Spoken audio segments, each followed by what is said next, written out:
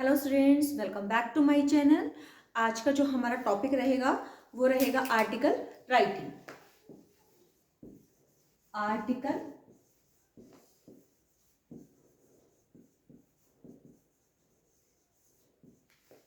This is the last topic which will be provided you in your final exam.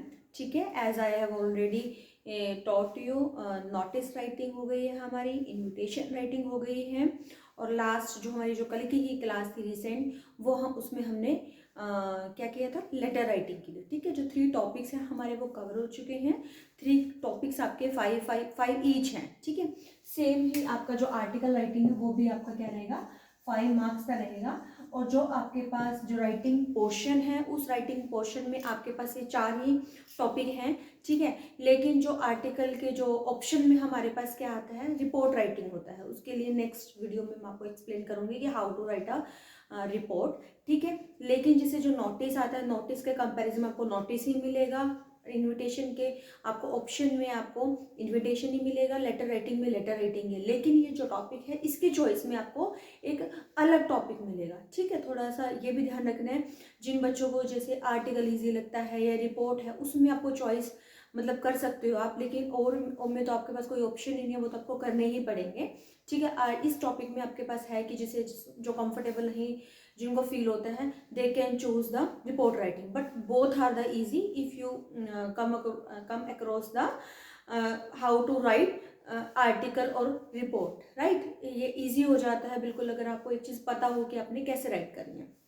Before starting the how to write article writing, तो we should know कि what is the article. Article होता क्या है, article क्या होता है कि जब हम अपने आइडियाज़ को, ठीक है, अपने थॉट्स को जब हम ऑर्गेनाइज करके हम प्रेजेंट करते हैं अ पीस ऑफ पेज पर, ठीक है, तो वो हमारा क्या होता है, आर्टिकल होता है। बेसिकली जो हम आर्टिकल होता है वो न्यूज़पेपर में पब्लिश करते हैं, या फिर वो हम किसी मतलब मैगजीन में हम उसको पब्लिश करना होता है, जो आर्टिकल होता है। ठीक है, मतलब कुछ आइडियाज़ का, और जो मतलब कि आइडियाज़ को ऑर्गेनाइज करके, अपने थॉट्स को ऑर्गेनाइज करके, उनको बिल्कुल एक कनेक्टेड वे में जब हम प्रेजेंट करते हैं, तो ही हमारी आर्टिकल राइटिंग होती है।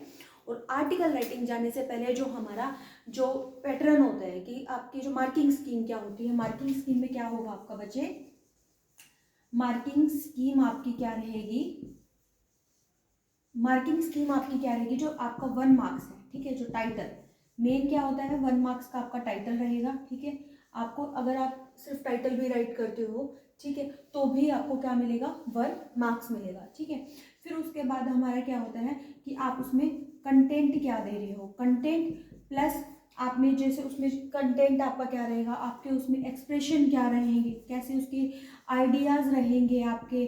ठीक है, आइडियाज़ रहेंगे, प्लस आपकी ये, और प्लस ग्रामर आपकी उसमें चेक हो जाएगी कि आपने उसमें ग्रामर आप मतलब कोई ग्रामर एरर कितने हैं आपके।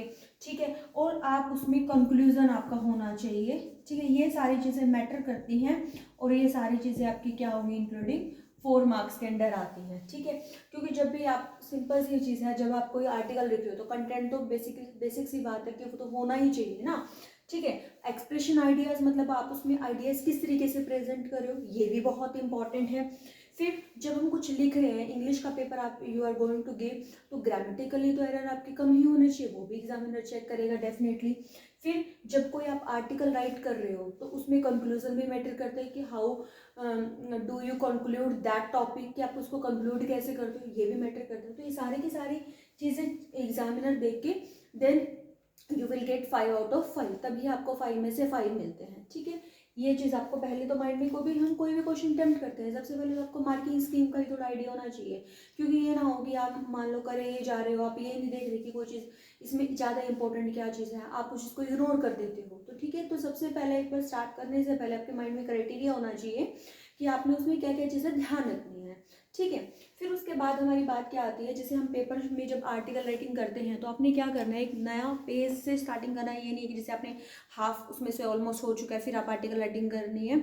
कोशिश करनी है कि जैसे अगर आपके पेज में सपोज करो अभी स्पेस है तो वहाँ पे क्वेश्चन आंसर कर सकते हो। ठीक है, आप जो पेज न्यू पेज होगा, बिगिनिंग से ही आप आर्टिकल राइटिंग ही चूज़ करो। और दूसरी बात, कुछ बच्चों को क्या होता है कि आर्टिकल राइटिंग में क्या होता है कि आइडियाज़ नहीं जल्दी बनते हैं, तो rather than wasting time in starting of the paper आप उसको एंडिंग में करो आप आर्टिकल, ठीक है, वो थोड़ा और भी ईजी होएगा। क्योंकि लास्ट में क्या होता है कि आपका पेपर की टेंशन तो खत्म हो जाएगी कि हमने आपने अपना ऑलमोस्ट पेपर भी सारा पेपर सॉल्व कर लिया, तो आर्टिकल के बारे में ही तो सोचना है ना आपने, तो आप उसको लास्ट में अटेम्प्ट कर सकते हो। और बिगिनिंग होती है जो शीट की आपकी, बिल्कुल स्टार्टिंग से करना है आपने, ठीक है। और मेन चीज़ आपने क्या रखनी है आर्टिकल में, जैसे आपने कोई भी क्वेश्चन दिया हुआ है आपने, वो क्वेश्चन आपने बहुत अच्छे से रीड करना है। रीड करने के बाद आपने उसको जस्ट 3 और 4 वर्ड्स में, या चलो मैक्सिमम 6 वर्ड हो गए, इससे ज़्यादा आपका जो टाइटल है वो नहीं होना चाहिए, ठीक है। Title must be brief, title आपका बिल्कुल ब्रीफ होना चाहिए, टाइटल मस्ट बी ब्रीफ होना चाहिए, ठीक है। कैची होना चाहिए कि एग्जामिनर को लगे कि बच्चे ने बहुत अच्छे से इस कॉन्सेप्ट को समझा है, ठीक है। वेल मतलब कि जैसे अगर आपने स्टार्टिंग से ही अच्छा किया होगा तो इट मीन्स क्या होगा, well begun is half done कहते हैं ना ये, तो वो चीज़ हो जाती है, ठीक है। तो आपने जो टाइटल है वो बिल्कुल ब्रीफ लिखना है, प्लस आपने it should be in capital letter, ठीक है, it should be in capital letter. Capital letter में आपने राइट करना है, बिल्कुल क्लियर। कैपिटल कैपिटल लेटर कर लेते हैं, सॉरी, कैपिटल लेटर, ठीक है। फिर उसके बाद आपने क्या ध्यान रखना है, जैसे आपने मान लो आपका जो टाइटल है वो क्या है, जैसे इंटरनेट कर लिया हमने,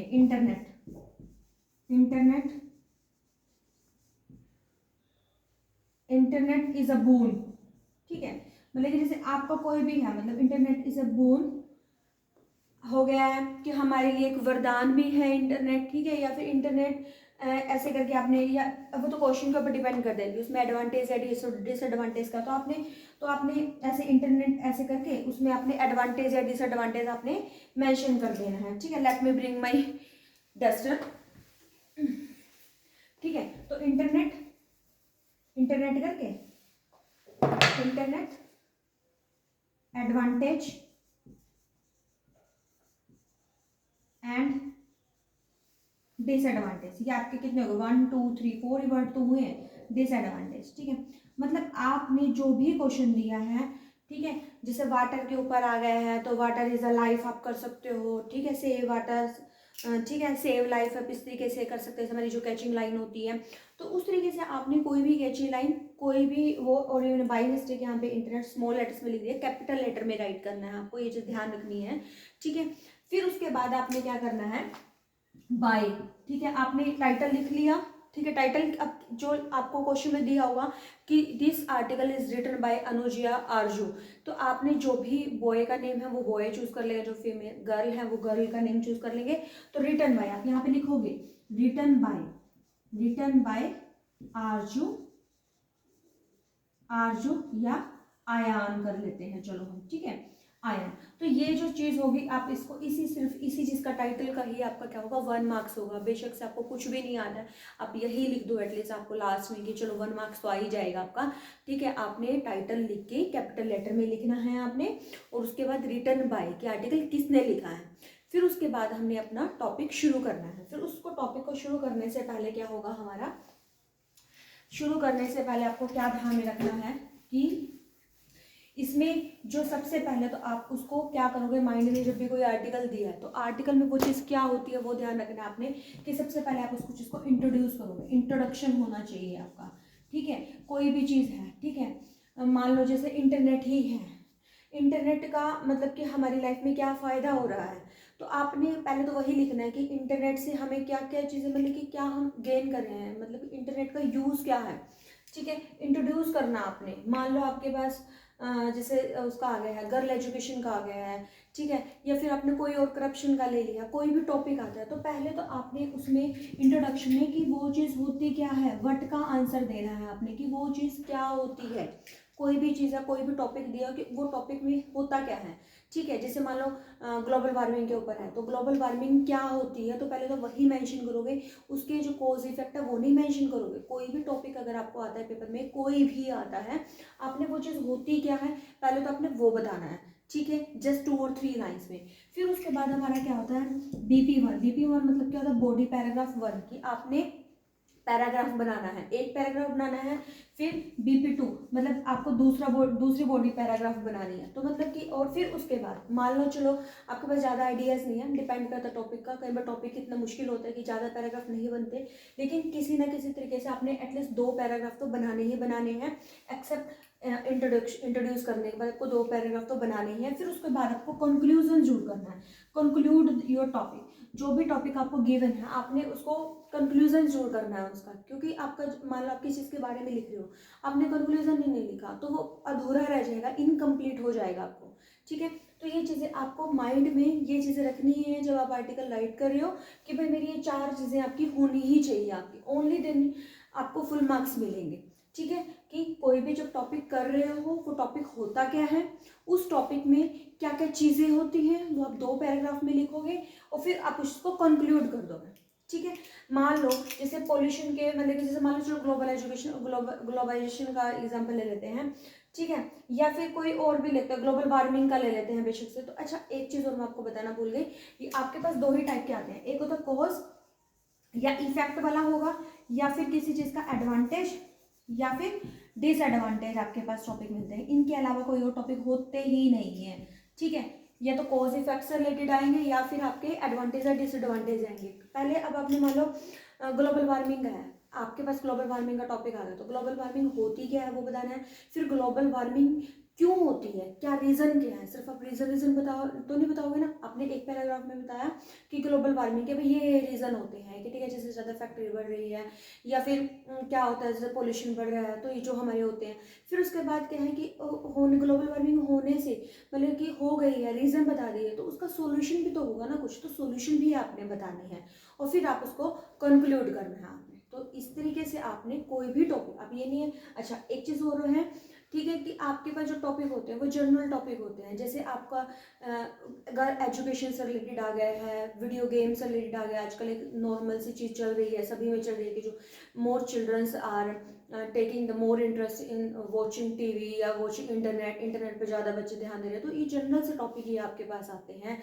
या फिर आपके पास ग्लोबलाइजेशन का आ गया है, ग्लोबल वार्मिंग से रिलेटेड आ गया है, जो इन्वायरमेंट से रिलेटेड होते हैं, ठीक है, कैटेगरी हो गई है, एनवायरमेंट की हो गई है, या फिर एजुकेशन की हो गई है, ठीक है। या फिर इसके अलावा जैसे मतलब और तो मेरे माइंड में एजुकेशन का हो गया है, आपका ग्लोबल वार्मिंग इन्वायरमेंट से रिलेटेड आ गया है, ठीक है, जो करप्शन है, ठीक है, क्राइम है, इस टाइप के टॉपिक आपके आते हैं एग्जाम में, ठीक है। तो आपने क्या करना है कि आपने जो आपके प्रीवियस ईयर के जो पेपर हैं उसमें से कोई भी एग्जाम्पल लेना है आपने और उसको लिखने की ट्राई करनी है, ठीक है, तभी आप एग्जाम में लिख पाओगे।